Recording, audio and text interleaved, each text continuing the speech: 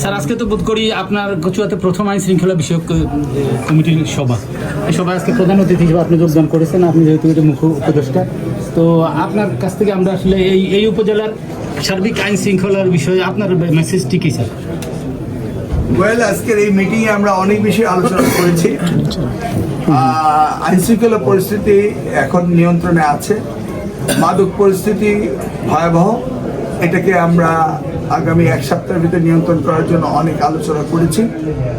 সন্ধ্যার সময় ঘোরাফেরায় সেটাও আমরা কমিয়ে এনেছি।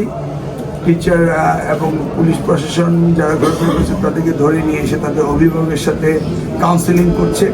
এগুলি বেশ ডেভেলপমেন্ট হচ্ছে। তবে আজকে একটি বিষয় খুব গুরুত্বপূর্ণ, বিগত সরকার তারা মধ্যম আয়ের দেশ করার জন্য ব্যুরো অফ স্ট্যাটিস্টিক্সকে নির্দেশ দিয়ে যেখানে আমার দরিদ্রের সংখ্যা ছিল 40%, সেটাকে 7.5% করেছে।